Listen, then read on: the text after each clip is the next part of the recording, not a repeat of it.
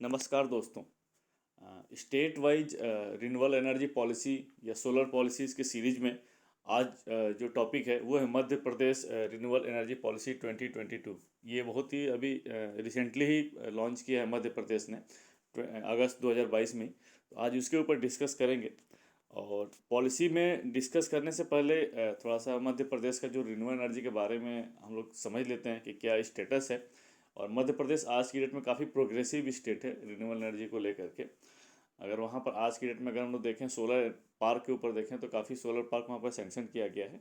और जो रिसेंट जो भी टैरिफ आए हैं तो काफ़ी कॉम्पिटिटिव और बहुत ही कम रेंज वाले टैरिफ आए हैं मध्य प्रदेश में, अगर राजस्थान को छोड़ दिया जाए तो अभी वहाँ पर जो टोटल जो इंस्टॉल कैपेसिटी है रिन्यूएबल एनर्जी की वो है 5506 मेगावाट। और ये जो डेटा है बेसिकली 31 अगस्त 2022 का है, जो कि एमएनआरई से लिया गया है। और इसमें अगर इसको हम लोग डिवाइड करें तो इसमें जो मेन कंपोनेंट है सोलर और विंड ही है। सोलर की जो कैपेसिटी है 2755 मेगावाट, विंड है 2519 मेगावाट, स्मॉल हाइड्रो है 99.7 मेगावाट एंड बायो है 131.1 मेगावाट। इसमें जो टोटल आरई की अगर बात करें तो इसमें लार्ज हाइड्रो को कंसीडर नहीं किया गया है, क्योंकि जो एमएनआरई जो डेटा मेंटेन करता है जो वो small hydro power plant maintain करता है अप टू 25 मेगावाट तक के लिए। और ये जो पॉलिसी की बात कर रहे हैं जो आरई पॉलिसी 2022, तो इससे पहले कोई एमपी में पॉलिसीज थी या नहीं थी? तो एमपी में पॉलिसी थी wind policy 2012, solar policy 2012, small hydro policy 2011, biomass policy 2011। तो ये सब पॉलिसीज़ थी।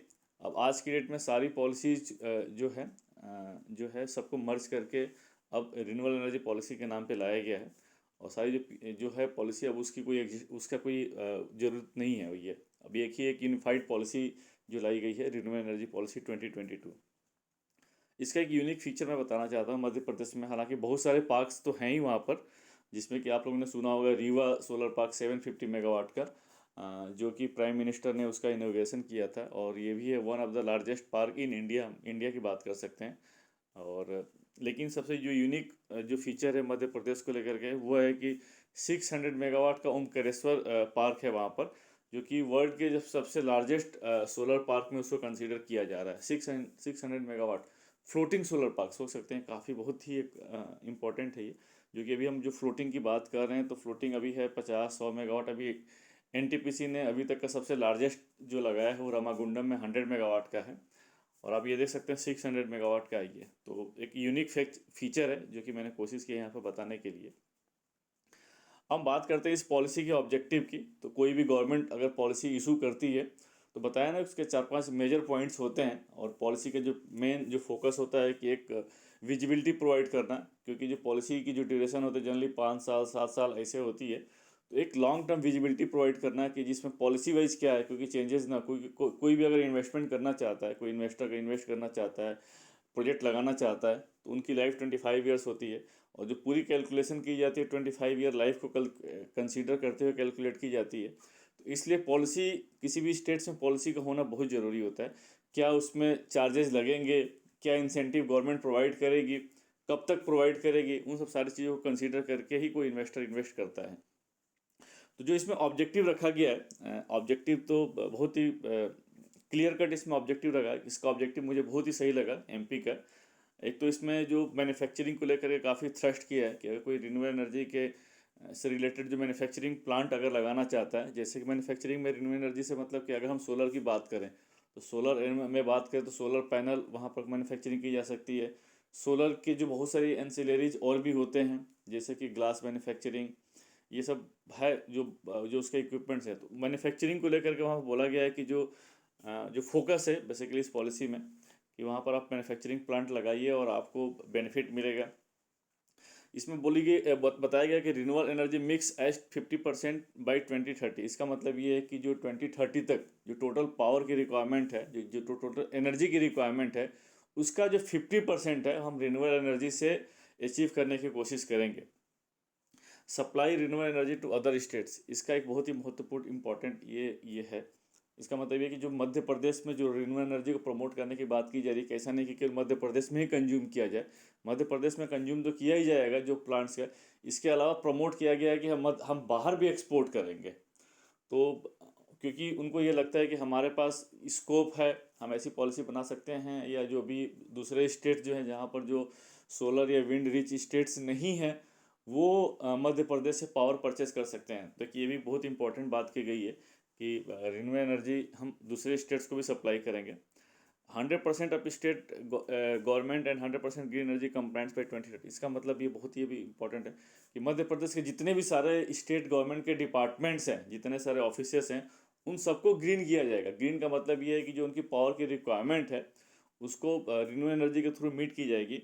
और ये जो टोटल टारगेट रखा गया है 2030 तक का रखा गया, develop model renewable energy cities and green zones, यही बताइए कुछ सिटीज़ को जो है वो मॉडल रिन्यूएबल एनर्जी सिटीज़ की तरह ट्रीट किया जाएगा। तो इसका मतलब ये है कि जो जो भी सिटीज़ है, फॉर एग्जांपल कोई भी एक सिटी लेते हैं, उसकी जो भी पावर रिक्वायरमेंट है, उस पावर रिक्वायरमेंट को अगर हम लोग रिन्यूएबल एनर्जी के थ्रू मीट करते हैं तो एक मॉडल आर सिटी के नाम से जाया जाएगा। और एक स्पेसिफिक ग्रीन जोन्स की बात की गई है, तो आगे डिटेल में हम लोग समझने की कोशिश करेंगे ग्रीन जोन्स का मतलब क्या है, उसका पर्पज़ क्या है। All heritage site as green city by 2030।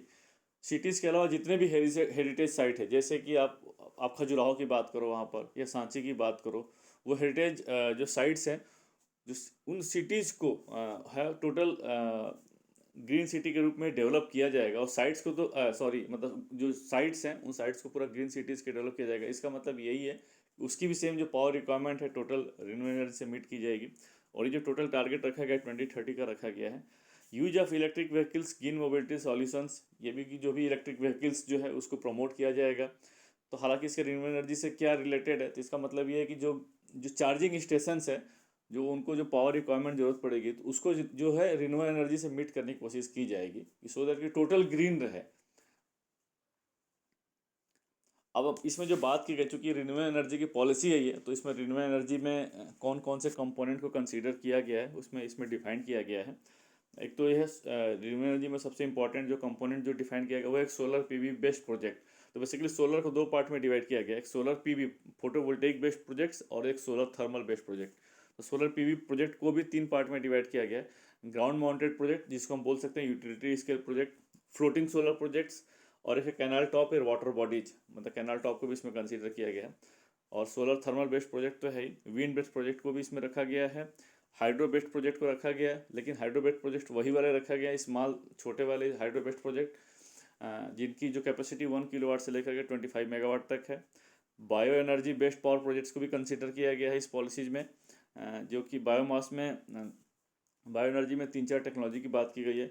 Biomass non conventional को कंसीडर किया है, cogeneration using biomass, waste to energy.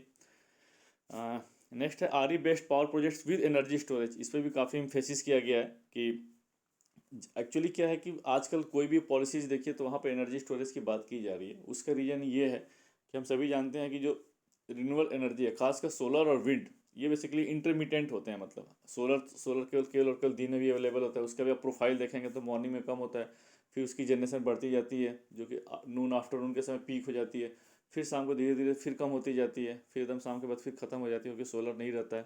तो एक प्रोफाइल, एक स्पेसिफिक प्रोफाइल मिलता है। और विंड की बात करें तो विंड की अवेलेबिलिटी विंड पर करती है। और इवनिंग के समय, जनरली इवनिंग के समय अगर ज़्यादा होता है विंड, और नाइट में ज़्यादा रहता है, तो एक हमें पता नहीं है एग्जैक्ट कि सोलर तो चलिए एक बता भी सकते हैं कि फाउंड पावर है, हमें प्रोफाइल उसकी पता है। विंड तो और भी नहीं पता है। तो ये इंटरमिटेंसी को दूर करने के लिए आजकल हर स्टेट जो है एनर्जी स्टोरेज की बात कर रहा है कि एनर्जी स्टोरेज से जो इंटरमिटेंसी को दूर किया जा सके। तो इस पॉलिसी में भी फोकस किया गया है कि जो है जो रिन्यूएबल एनर्जी प्रोजेक्ट्स है, अगर एनर्जी स्टोरेज बेस्ड प्रोजेक्ट आते हैं, अगर उसके साथ मिल के लगाते हैं तो उसको भी कुछ इस पर इंसेंटिव दी गई है, प्रमोट किया गया है। रिन्यूएबल एनर्जी हाइब्रिड्स प्रोजेक्ट्स की बात की गई है, रिन्यूएबल एनर्जी पार्क की बात की गई है, हाइब्रिड पार्क की बात की गई है, और उसके बाद जो प्रोजेक्ट अंडर आरईसी मैकेनिज्म जो लगते हैं उसकी बात की गई है। तो ये बेसिकली टोटल जो है रिन्यूएबल एनर्जी में कौन कौन से कंपोनेंट टेक्नोलॉजी इसमें कंसिडर किया गया है उसकी बात की गई है।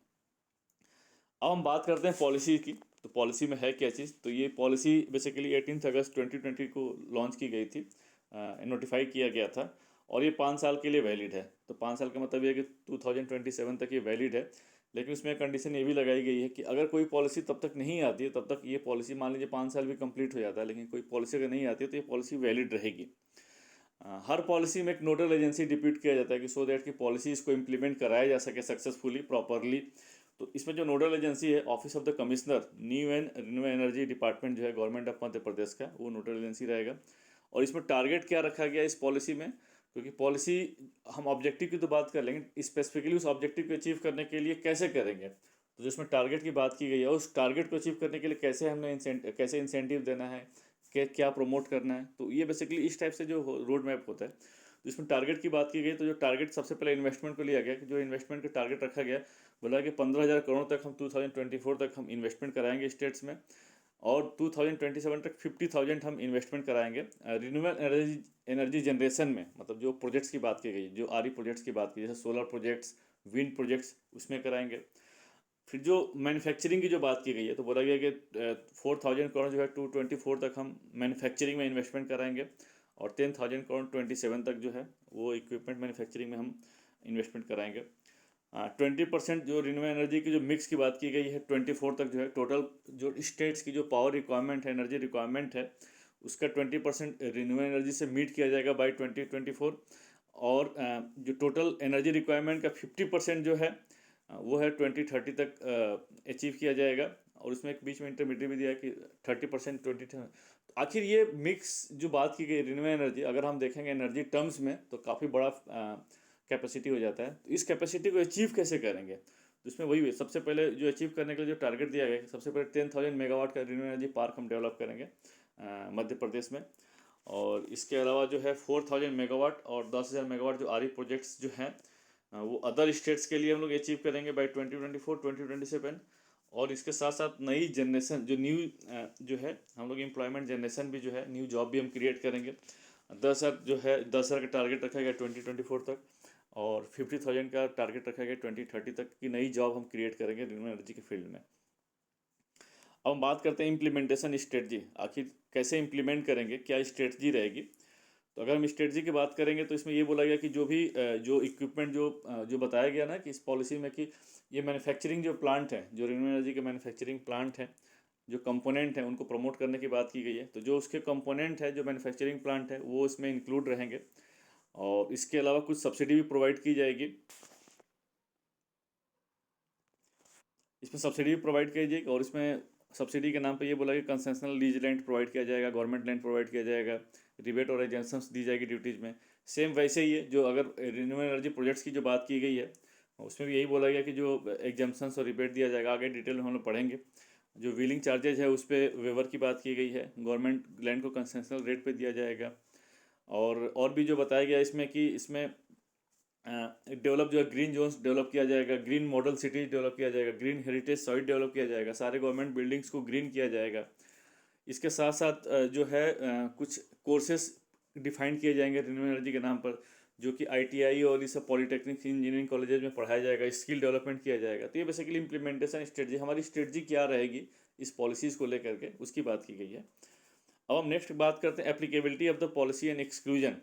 एप्लीकेबिलिटी का मतलब ये है कि जो जो इंसेंटिव देना है वो एप्लीकेबल किस पे होगा। तो जो भी रिन्यूएबल एनर्जी के जो बेस्ट प्रोजेक्ट है, जो ऑलरेडी मैंने बता रखा है कि रिन्यूएबल एनर्जी के प्रोजेक्ट्स में कौन कौन सी टेक्नोलॉजी इसमें कवर होती है, ये सब उन पे एप्लीकेबल होगा। इसके अलावा अगर आपको बेनिफिट लेना है, तो जो डिपार्टमेंट है न्यू एंड रिन्यूएबल एनर्जी, जो डिपार्टमेंट है गवर्नमेंट ऑफ मध्य प्रदेश का, जो कि नोडल एजेंसी भी है इस पॉलिसीज़ को, वहाँ पर रजिस्टर्ड करवाना पड़ेगा, तभी आपको बेनिफिट मिलेगा। और इसके अलावा इसमें जो कैपेसिटी की बात की गई, रूफ टॉप को छोड़ दिया जाए तो 500 किलोवाट से जो बड़े प्रोजेक्ट्स हैं उसी को इसमें कंसीडर किया जाएगा। और इसके बाद इसमें ये बोला गया है कि जो डिस्ट्रीब्यूटेड जो रिन्यूएबल एनर्जी सिस्टम है उसके लिए पॉलिसी नहीं है, क्योंकि उसकी ऑलरेडी एक इंडिपेंडेंट पॉलिसी बनी हुई है। फिर भी अगर दोनों पॉलिसीज में कुछ कॉन्ट्राडिक्टरी होता है डिस्ट्रीब्यूटेड आरई सिस्टम को लेकर के, तो जो पुरानी पॉलिसी है 2016 में जो निकली थी वही प्रिवेल करेगी, वही उसको माना जाएगा। और जो ऑफ ग्रिड को जो बात की गई है इसमें, अब हम बात करते हैं इंसेंटिव। तो इसमें इंसेंटिव क्या प्रोवाइड किया जाएगा, जो रिन्यूएबल एनर्जी डेवलपर्स हैं बेसिकली, जो आरई प्रोजेक्ट्स लगा रहे हैं, उसके लिए क्या इंसेंटिव दिया जाएगा। तो सबसे पहले इसमें जो बात की गई exemptions in electricity duty and energy development cess. तो 100% एग्जम्पशंस बात की गई इलेक्ट्रिसिटी ड्यूटी की, कि मतलब आपको इलेक्ट्रिसिटी ड्यूटी नहीं देनी पड़ेगी 10 साल के लिए, और कोई भी एनर्जी सेस नहीं लगेगा 10 साल के लिए।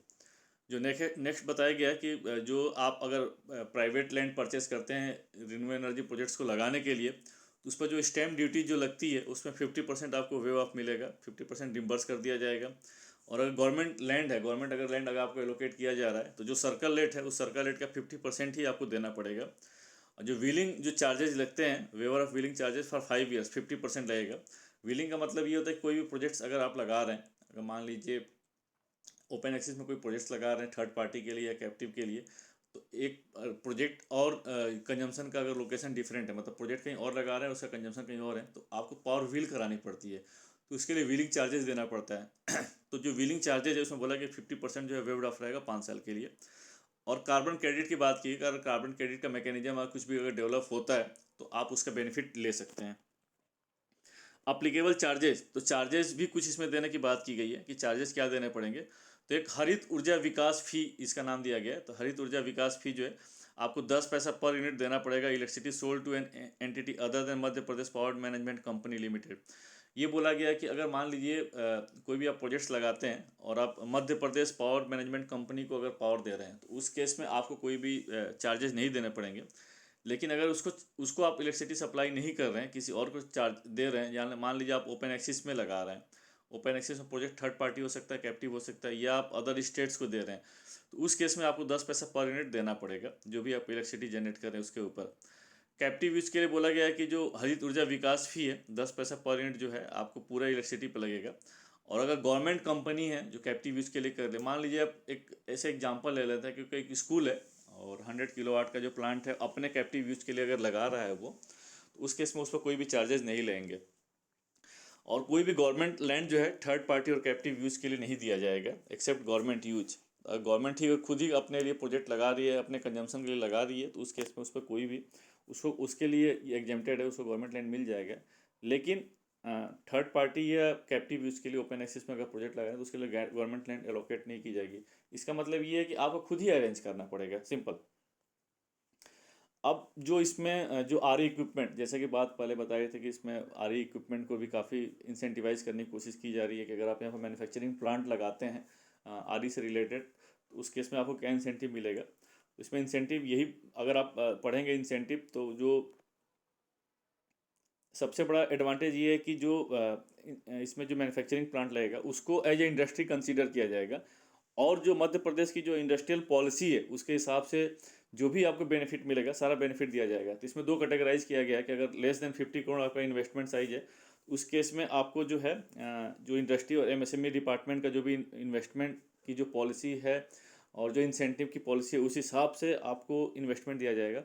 और अगर मोर देन 50 करोड़ है तो उस केस में जो है स्पेशल इंसेंटिव जो है earmark for R equipment manufacturing sector अंदर इंडस्ट्रियल प्रमोशन पॉलिसी, जो इंडस्ट्रियल प्रमोशन पॉलिसी ऑलरेडी उसका बेनिफिट मिलेगा।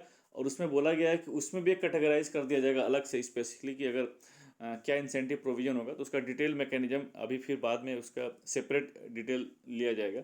फिर भी जो आपको है कि आपको एज ए इंडस्ट्री कंसीडर किया जाएगा और जो भी उसकी जो उसके बेनिफिट हैं, जो भी उसमें इंसेंटिव प्रोवाइड किया जाएगा, सारा इसमें प्रोवाइड किया जाएगा। अब इसमें ग्रीन हाइड्रोजन को भी एक बहुत ही स्पेशल इसमें जगह दिया गया है। और आज के डेट में देख सकते हैं ग्रीन हाइड्रोजन का एक बहुत इंपॉर्टेंट रोल है। थोड़ा सा हम हाइड्रोजन को समझ लेते हैं। तो ग्रीन हाइड्रोजन है क्या चीज़। तो अगर हाइड्रोजन प्रोड्यूस करने के लिए इलेक्ट्रोलिसिस के थ्रू अगर इसमें जो पावर जो है रिन्यूएबल एनर्जी के थ्रू अगर हम लोग यूज करते हैं, तो डेट इज़ जो हाइड्रोजन बनती है उसको हम ग्रीन हाइड्रोजन का नाम देते हैं। तो ग्रीन हाइड्रोजन को मतलब हाइड्रोजन प्रमोट करने के लिए, हाइड्रोजन जनरेट करने के लिए उसमें आपको रिन्यूएबल एनर्जी के प्लांट लगाना पड़ेगा। तो बेसिकली पूरी बात की गई है कि जो अगर ग्रीन हाइड्रोजन अगर आप प्रोड्यूस करते हैं तो उस केस में आपके लिए क्या इंसेंटिव होगा। तो इसमें कुछ कंडीशन दी गई है। इसमें एक तो ये है कि ग्रीन हाइड्रोजन जो इलेक्ट्रोलाइजर है बेसिकली जिसको एज ए इंडस्ट्री कंसीडर किया गया, कैटेगराइज किया गया, तो इससे बहुत इंपॉर्टेंट है। इंपॉर्टेंट ये है कि इंडस्ट्री को प्रमोट करने के लिए हर स्टेट में इंडस्ट्रियल पॉलिसी है और उसमें बहुत सारे बेनिफिट दिए जाते हैं। तो ये भी जो है आपका जो है जो ग्रीन हाइड्रोजन जो इलेक्ट्रोलाइजर है इसको as a categorise as a industry किया गया, जो उनकी पॉलिसी उसके हिसाब से बेनिफिट मिलेगा। और लेकिन इसमें कंडीशन दी गई है कि जो प्रोजेक्ट कमीशन ऑन और बिफोर 31 मार्च 2022, सॉरी ये 2022 नहीं है, ये आपका 2027 है। तो उससे पहले अगर आप प्रोजेक्ट लगाते हैं तो ही आपको कंसीडर किया जाएगा। तो इसमें आप देख सकते हैं सेम वही है, इन्वेस्टमेंट जो है लेस देन 50 करोड़ है और अगर इन्वेस्टमेंट मोर देन 50 करोड़ है तो सेम वही वाली जो पहले जो हम डिस्कस कर रहे थे वही चीज़ इसमें अप्लीकेबल होगी। अगर लेस देन 50 करोड़ है तो उस केस में आपको एमएसएमई या जो भी इन्वेस्टमेंट साइज एमएसएमई के पॉइंट ऑफ व्यू से आपको दिया जाएगा।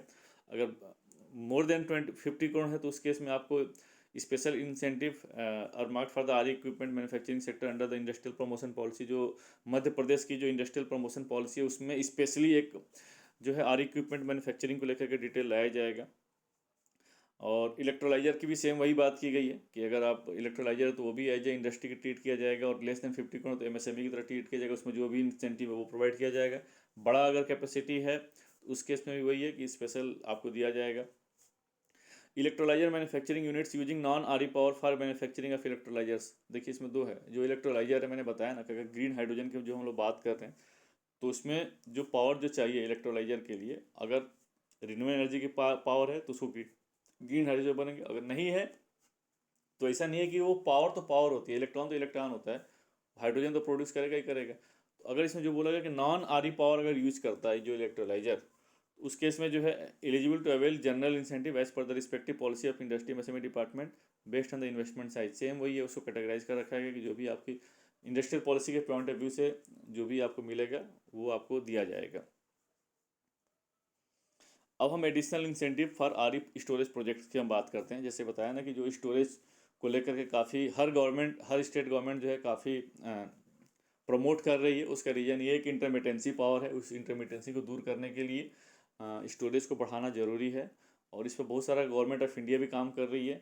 सीए की एक रिपोर्ट है सेंट्रल इलेक्ट्रिसिटी अथॉरिटी की जो है ऑप्टिमल जनरेशन मिक्स 2030, उसमें ये बोला भी है कि टोटल 2030 तक कितनी कैपेसिटी होगी, उस कैपेसिटी के पॉइंट ऑफ से कितना स्टोरेज चाहिए। तो वो भी बहुत आपको अगर टाइम मिले तो ज़रूर पढ़िएगा। तो जो इसमें बात की गई एक तो ये है कि जो आरई के साथ साथ जो आप स्टोरेज लगा रहे हैं, तो स्टोरेज ऐसा तो नहीं कि आप एक बड़ा सा प्लांट लगा लीजिए, एक नोशनल स्टोरेज प्रोजेक्ट लगा लीजिए, नहीं, उसमें क्लियरली डिफाइंड किया गया है।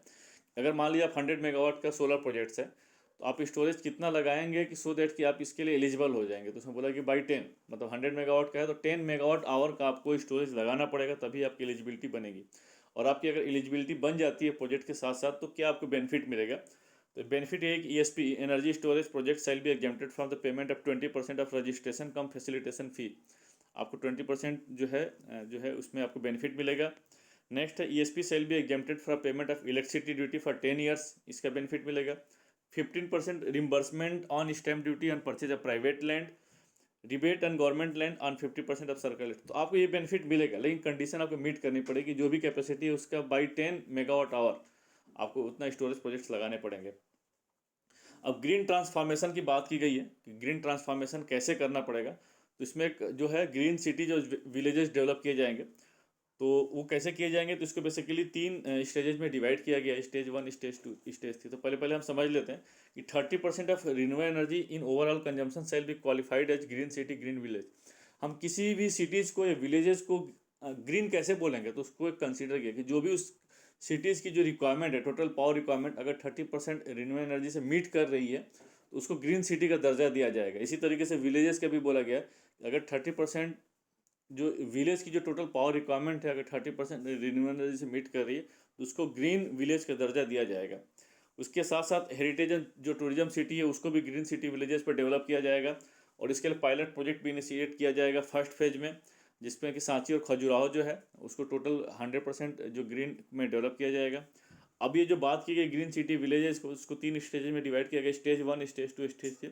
तो स्टेज 1 में सबसे पहले जितने सब स्टेशन हैं उसको ग्रीन किया जाएगा, जो वेंडिंग मशीन होती है ग्रीन उसको डेवलप किया जाएगा, जो स्ट्रीट्स हैं उसको डेवलप किया जाएगा, ग्रीन स्ट्रीट्स डेवलप किया जाएगा। जो स्टेज 2 है उसमें green dwellings, green residences, green institutions, green mobility, charging station, procuring at least 50% of RE power, then no open access charges for RE power. इसमें क्लियरली बताया गया चार्जिंग स्टेशन के लिए जो ईवी चार्जिंग स्टेशन है, अगर वो चार्जिंग स्टेशन जो है अगर उस अपनी 50% जो टोटल पावर की रिक्वायरमेंट का 50% अगर आरई से ले रहा है, और मान लीजिए को लोकेटेड नहीं है, मतलब सेम अगर दूसरी जगह से ले रहा है, ओपन एक्सेस के थ्रू ले रहा है, उस पर उसको कोई भी ओपन एक्सेस चार्जेस नहीं देने पड़ेंगे 10 साल के लिए। एक काफ़ी एक प्रमोशनल इंपॉर्टेंट चीज़ है। फिर स्टेज 3 में क्या और इसको बढ़ा देगा, स्टेज 3 में community based renewable energy farming, community based biogas manufacturers, Akshay Gram. तो ये बेसिकली सारे स्टेजेस में जो है इसको सिटीज और भी अदर जो है सेक्टर्स को ग्रीन किया जाएगा। ग्रीन ट्रांसफॉर्मेशन में एक बहुत इंपॉर्टेंट पॉइंट जो इसमें रखा गया है वो ग्रीन जोन्स को रखा गया है। तो ग्रीन जोन्स है क्या चीज़, it is a dedicated zone area similar to special economic zone. जैसे स्पेशल इकोनॉमिक जोन होता है उसी की तरह से ये ग्रीन जोन डेवलप किया जाएगा, dedicated area, where large corporates shall be encourage to operate their offices at least 30% of total power through renewable energy. आप समझिए बेसिकली जो स्पेशल इकोनॉमिक जोन में वहाँ पर इंडस्ट्री जाती है ना, सेम उसी के पैटर्न पे ग्रीन जोन डेवलप किया जाएगा, जिसकी टोटल पावर जो रिक्वायरमेंट होगी अगर 30% रिन्यूएबल एनर्जी से मीट की जाएगी तो that is should be known as the green zones. उसमें एलिजिबिलिटी कौन है, मतलब कौन उसमें सेटअप कर सकते हैं वहाँ पर मतलब जो अपने ऑफिसेस कौन सा सेटअप कर सकते हैं, क्या रिक्वायरमेंट है और क्या बेनिफिट मिलेगा, उसके बारे में भी दिया हुआ है। Eligible entity to operate within green zone क्या हो सकता था, consider registered under the global initiatives like, बहुत सारे जो हैं ग्लोबल लेवल पर बहुत सारे इनिशिएटिव शुरू किए गए हैं क्लाइमेट चेंज को लेकर के, और इसमें बहुत सारे कॉर्पोरेट्स को भी इन्वॉल्व किया जा रहा है। तो उसमें कुछ कुछ जैसे ये नाम दिया गया RE100 commitment, net zero emission, 2 degree initiative, तो बहुत सारे इनिशिएटिव लिए गए। उसमें कॉर्पोरेट वॉलंटरी क्या होते हैं कि उसमें मेंबर्स बन जाते हैं और उस हिसाब से वो अपने टारगेट को करने के लिए कोशिश करते हैं। तो अगर इसमें ऑलरेडी जिसने रजिस्टर्ड कर रखा है कॉर्पोरेट्स, वो उसमें एलिजिबल होंगे। डेवलपमेंट ऑफ ग्रीन जोन्स, तो इसका जो है ऑलरेडी जो डिटेल जो नोटिफिकेशन है 6 मंथ के अंदर लाया जाएगा, गाइडलाइंस प्रॉपर बनाई जाएगी। और जो इंसेंटिव दिया जाएगा ग्रीन जोन्स में, अगर ऑफिस सेटअप करते हैं तो क्या इंसेंटिव्स है, तो 100% electricity duty waiver for 10 years, 50% reimbursement of stamp duty on the purchase of private land, rebate on 50% जो रेट है वहाँ पर उसको DLC रेट बोलते हैं गवर्नमेंट लैंड पर, वो आपको मिलेगा rebate. Augmentation new station on priority basis, अगर मान लीजिए एग्जिस्टिंग सब स्टेशन है लेकिन वहाँ पर अगर उसको अपग्रेड करना है या नए सब स्टेशन लगाने हैं ग्रीन जोन्स में, तो उसको प्रायोरिटी बेसिस पर बनाया जाएगा। अब बात करते हैं और भी बहुत सारे अदर इनिशिएटिव्स क्या लिए गए हैं। तो हरित कार्यालय, जैसा कि मैंने ऑलरेडी बताया गया है कि जितनी गवर्नमेंट बिल्डिंग्स हैं 2030 तक उसको सबको ग्रीन उसकी जो पावर रिक्वायरमेंट है रिन्यूएबल एनर्जी से मीट करने की बात की है, तो हरित कार्यालय बना जाएगा। Initiatives for the skill development and R&D, skill develop किया जाएगा और R&D को भी प्रमोट किया जाएगा। पब्लिक अवेयरनेस बहुत इंपॉर्टेंट है, पब्लिक अवेयरनेस, पब्लिक को पता चलना चाहिए। Detailed operational guidelines shall be issued separately, इसका मतलब ये कि ये तो पॉलिसी है लेकिन कैसे डिटेल्ड मैकेनिज्म होगा, कैसे कैसे हम अचीव करेंगे, क्या करेंगे, तो डिटेल गाइडलाइंस इसका एक इशू किया जाएगा। क्लोज मॉनिटरिंग के लिए डिस्ट्रिक्ट लेवल पे कमेटी बनाई गई, जैसे कि उसको बोला कि डिस्ट्रिक्ट लेवल इम्प्लीमेंटेशन कमेटी, जो कि अंडर द चेयरमैनशिप ऑफ जो डिस्ट्रिक्ट मजिस्ट्रेट है उनके चेयरमैनशिप में बनाई गई है। Single window system, single window system की बात की, जितने अप्रूवल जो कंप्लायंसेस की बात की गई है सिंगल विंडो सिस्टम के थ्रू लिया जाएगा। हरित ऊर्जा सहायक, इसमें बोला गया कि जो भी आप ग्रीन एनर्जी के फील्ड में कोई भी काम करना चाहता है वॉलंटरी बेसिस पर, तो उसको हरित ऊर्जा सहायक नाम दिया जाएगा।